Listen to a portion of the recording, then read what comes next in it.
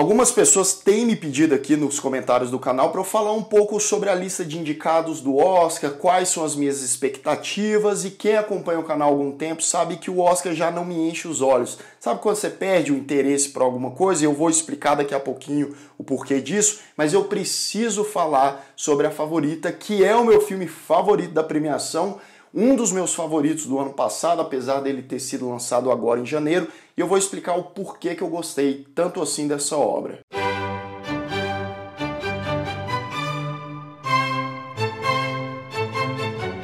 The Queen is an extraordinary person. Sejam todos muito bem-vindos a mais um Refúgio Cult, meus amigos. Finalmente consegui assistir A Favorita, que é o novo filme dirigido pelo Yorgos Lanthimos, um diretor que eu tenho comentado muito sobre as obras dele aqui no canal recentemente, mesmo diretor de Dente Canino, O Lagosta, O Sacrifício do Cervo Sagrado, e agora com essa nova empreitada que, diferente dos demais, não tem o roteiro do Yorgos, que dessa vez foi escrito pela Deborah Davis e pelo Tony McNamara. Apesar do roteiro não ter aquela loucura, aquela estranheza que a gente viu nos outros filmes, ainda assim existem muitas características, principalmente em termos de direção, né? A pegada do Yorgos está toda lá. Ainda assim o roteiro tem momentos estranhos e de surpresa, e eu quero dividir esse vídeo em etapas. A primeira é para explicar o porquê que eu gostei tanto assim do filme, analisar ele sem spoilers, e depois eu vou precisar falar de alguns spoilers, inclusive explicar o que eu entendi, o que eu interpretei do final, que eu tenho certeza que muita gente ficou na dúvida aí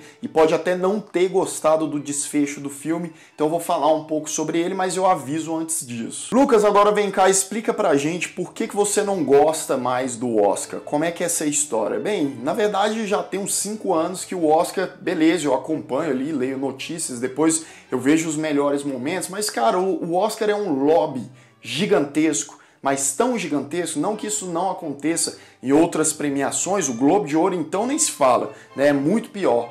Agora o Oscar é aquela panelinha, muitas vezes é bem previsível, outras acaba premiando uma galera que não mereceu, tinha outros muito melhores, isso é um consenso geral. A cerimônia muitas vezes é desgastante, é muito longa, às vezes é chata, tem uns momentos ali até que se salvam, mas mesmo assim reúne, né, ótimos atores, ótimos filmes, outros nem tanto assim.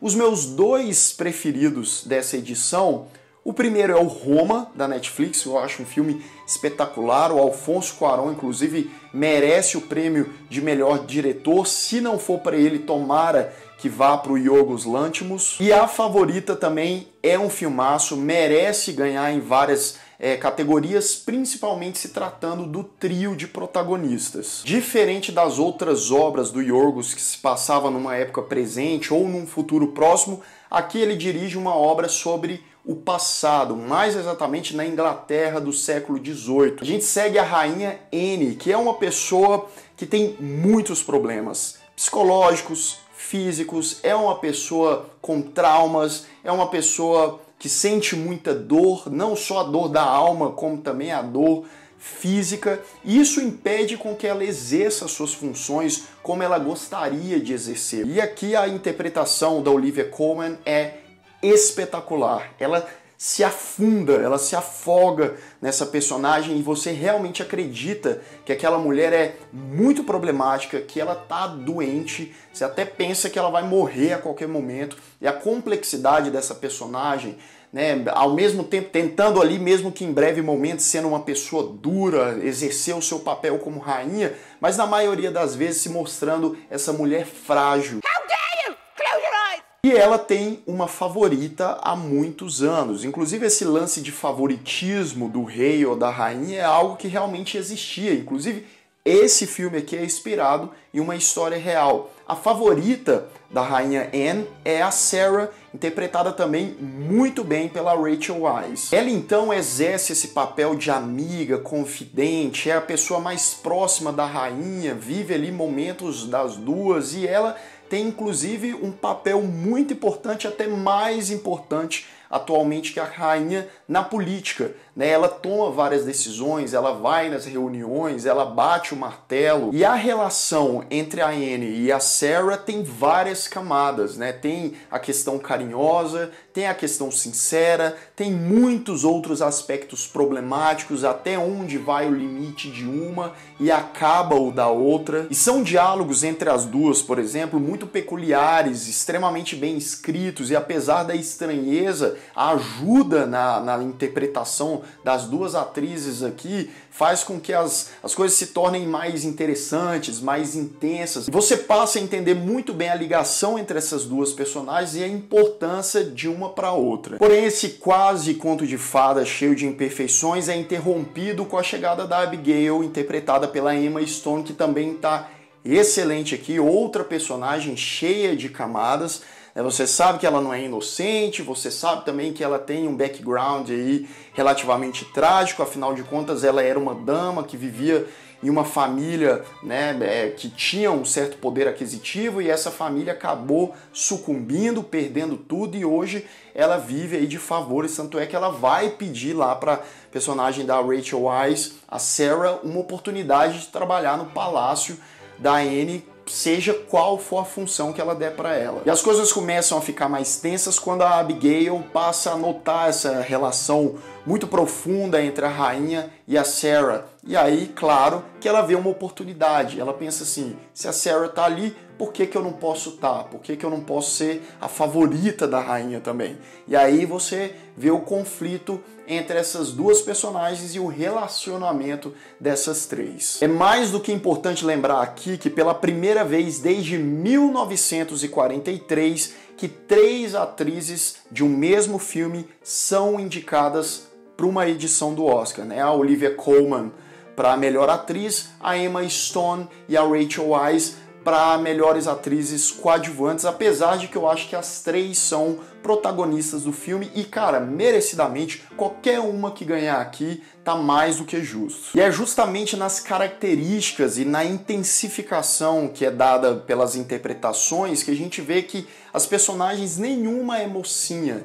Todas são quase que anti-heroínas, porque elas têm as suas coisas, digamos, boas, mas elas têm as suas peculiaridades e coisas não necessariamente boas. Elas têm intenções ali para benefício próprio, para elas se saírem bem. E se elas precisarem manipular pessoas, usarem o seu charme ou até mesmo se obrigarem a fazer coisas para ter um certo status, elas vão fazer com certeza. Geralmente quando a gente vê um filme de época, né, é sempre aquela coisa muito bonita, muito bem filmada, né, aqueles takes belíssimos daquelas ambientações e tal, e o Yorgos aqui, ele vai na contramão disso. É por isso que eu amo o trabalho desse cara, porque é um cara que ele deixa a sua marca impressa. Isso pode agradar muita gente, pode desagradar profundamente uma outra galera. Por quê? Aqui, apesar dele estar filmando uma história lá do século XVIII, na Inglaterra, etc., apesar das ambientações serem belíssimas, né, o design de produção também é muito bonito aqui, os figurinos, etc. Mas, por exemplo, o cara usa olho de peixe, né? Aquela câmera que dá aquela angulação em uma ambientação que fica meio retorcida, mas ao mesmo tempo pega ali o cenário quase que todo, e não combina ou não é muito comum a gente ver nesse tipo de filme. Sem contar o acompanhamento que ele faz de câmeras estáticas, né? Quando um personagem está se movimentando, ele simplesmente vai girando a câmera. Então tem vários ângulos ali que ele remete à modernidade, a coisas, a estilos de câmera muito mais atuais. E aí eu vejo um contraponto com a história. Por quê? Porque vários dos dilemas das personagens e tal são dilemas que aconteceram há, sei lá, 300 anos atrás, mas que até hoje acontecem, né? Os conflitos delas. Sem contar que nesse tipo de produção, como é exaltada a beleza daquela época, que ele faz o contrário, ele quer mostrar as coisas feias na maioria das vezes, né? A maldade, os momentos ali até meio nojentos e grosseiros. Definitivamente um filme de época que ele vai muito além só de imprimir aquela época, como também ele humaniza ela. Para condensar essa produção diferenciada, a gente tem a trilha sonora, né? Que às vezes ele joga uma música clássica alta na tela quando um personagem está caminhando entre o palácio e tal, aquela coisa muito bonita, né? Mas aí você dá até uma assustada, como também tem aqueles efeitos sonoros pontuais, como o de violino, que ele fica quase como um relógio fazendo um tic-tac, mas não é durante 30 segundos, 1 minuto, não. Às vezes ele passa ali 5 minutos justamente para deixar o público desconfortável, para dar aquela intensidade estranha para a cena. Bem, agora eu vou entrar na zona de spoilers. Se você ainda não assistiu o filme, vai lá, assiste, depois volta aqui no vídeo para não estragar a sua experiência, beleza? Vamos lá, nessa guerra aí entre a Abigail e a Sarah, uma para continuar com o posto de favorita, que é a Sarah, e a outra, que é a Abigail, para conquistar esse posto, porque o que ela quer mais é a vida boa, ali de estar lado a lado com a rainha, né, e conseguir todas as mordomias. E um grande ponto da narrativa é o momento em que a Abigail vê que a relação entre a Sarah e a rainha Anne é muito mais do que de confidentes, de parceria ali mesmo, porque é mais um relacionamento mesmo, né? Elas têm um envolvimento romântico. E aí é que ela vê que ela, né, sente a oportunidade vindo cada vez mais, porque ela vai usar o seu charme, a sua inocência para tentar conquistar a rainha Anne. E ela, de certo modo, consegue. E o momento de fragilidade da rainha Anne, de ausência da Sarah, que é uma mulher muito ocupada, porque ela sempre está ali lidando com a politicagem, com as reuniões, etc., a Abigail aproveita disso aí, vai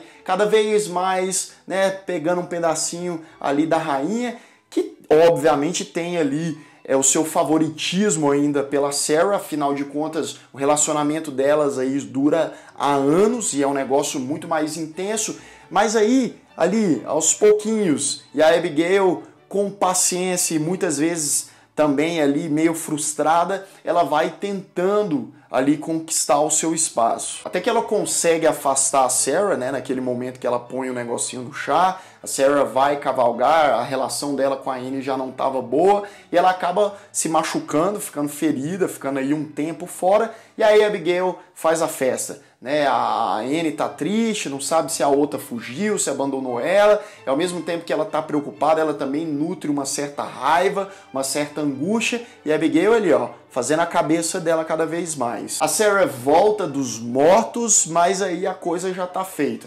Né, a Abigail, de certa forma, já tem a Anne na mão. Inclusive, ela inventa lá a história que a Sarah e o marido, pelo menos oficial dela, estavam desviando dinheiro, e a rainha se sente mais usada, e se ela já estava com raiva, ela fica ainda mais, e ela toma ranço da Sarah, que vai embora, escreve lá uma cartinha. Você vê que a Sarah, apesar de a gente não sabe até onde o amor dela vai pela rainha, mas ela tem um sentimento pela rainha, ela tem um cuidado, ela tem um carinho, coisa que a Abigail não tem. A Abigail, ela bota uma máscara ali de mocinha, a Sarah tenta avisar para a rainha Anne sobre isso, mas ela não acredita, ela pensa que a Abigail é aquele anjinho, ela até fala, você é um anjo, você é pura bondade, quando na verdade não, ela é só interesseira mesmo. E na tentativa da Sarah mandar essa carta explicando os sentimentos dela, que ela gosta muito da Anne, a Abigail pega essa carta, obviamente, joga no fogo e fica por isso mesmo. A Anne manda os soldados dela lá banir a Sarah e o marido dela da Inglaterra. E aí a gente vai pro polêmico final que deixou muita gente com aquela sensação de quero mais. Eu esperava talvez a Sarah voltar e tentar tomar o que é dela por direito, confrontar a Abigail, mas não. Os fatos agora eram aqueles. Nem sempre o que a gente espera é o que acontece. A Abigail era a nova favorita da Anne, por mais que ela estava desconfortável com aquela situação, né? Ela queria, porque queria mostrar para Sarah que ela estava chateada e que ela agora fazia parte do passado, por mais que o amor dela fosse a Sarah de fato. E aí a última cena é as duas lá no quarto da Anne, né, a Abigail e a rainha, e tem o lance dos coelhos. São 17 coelhos, cada um representa um filho que a rainha perdeu no passado, para você ver o peso do passado da rainha, as tristezas emocionais, porque ela tem, né, aquele descontrole emocional também, muito por conta desse passado. Afinal, ela perdeu 17 filhos. E aí a Abigail tá lá deitada, folgadona, numa espécie de sofazão lá, e ela tá pisando em um dos coelhos. E a gente vê o momento que a rainha Anne nota aquela cena dela meio que pisando no coelhinho ali, e ela levanta, né, na hora, e tá sentindo dor, tá toda enfaixada, e ela pede pra Abigail massagear as pernas dela, né? E aí a Abigail vai lá, como, né, uma pessoa obediente e tal, não quer perder o posto, vai lá e massageia. E aí a gente fica naquela cena entre que tem um foco no rosto da Anne, né, como superior ali, por mais frágil que ela fosse, ela estava em cima. A Abigail fazendo lá o movimento embaixo, né, mas com o rosto meio frustrado e tal. Afinal de contas, ela estava com a mordomia, ela estava naquela posição, mas ela ia passar a vida dela cumprindo as ordens da rainha, seja qual elas forem, né, inclusive fazendo muitas das coisas que ela não gostaria de fazer, mas ela estava lá. E aí a gente tem também a inserção das imagens dos coelhinhos, né, e muita gente pode não ter entendido. E aí qual foi o meu entendimento em relação aos coelhos? Os coelhos remetiam os filhos da rainha que ela perdeu.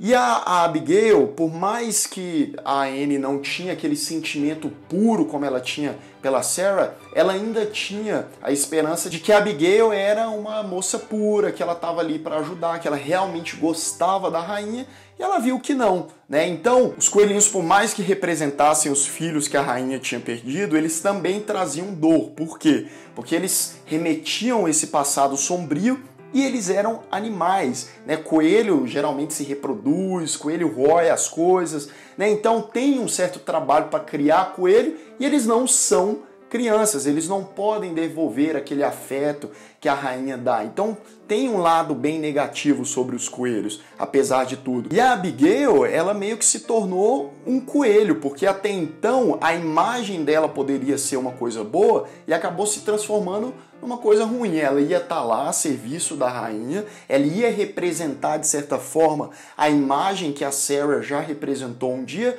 mas ela não iria ser a Sarah. Muito provavelmente ela ia viver de mentira, ela ia falar só o que a rainha queria ouvir, mas no fundo, não era isso. Bem, então é isso mais ou menos o que eu entendi. Se você teve uma interpretação diferente ou quer agregar alguma informação ao que eu disse, deixa aqui nos comentários. Eu gostei muito do filme, né? Apesar desse terceiro ato meio desconfortante, eu confesso que o filme acabou e eu fiquei pensando sobre ele e tal, até que ligando os pontos dá para chegar no que o roteiro quis passar pra gente. E não deixa de ser uma obra super original, por mais que tenha ali seus momentos bem bizarros, tem também momentos bonitos ali na produção, ambientação, etc. E como não exaltar essas mulheres que participaram desse projeto? Se eu fosse dar uma nota, dou uma nota 8.5. Ainda não acho a melhor obra do Yorgos, por exemplo. Eu ainda creio que O Lagosta e O Sacrifício do Cervo Sagrado são filmes que me tocaram mais, assim, eu acho que me surpreenderam mais. Mesmo assim, esse filme também é muito relevante, não me decepcionou. Bem, então é isso, galera. Eu vou ficando por aqui. Espero que vocês tenham gostado do vídeo. Se você ainda não é inscrito aqui no Refúgio Cult, se inscreva aqui embaixo, clique no sininho para receber todas as notificações do canal e deixe o seu like, que é muito importante. Um grande abraço e até mais.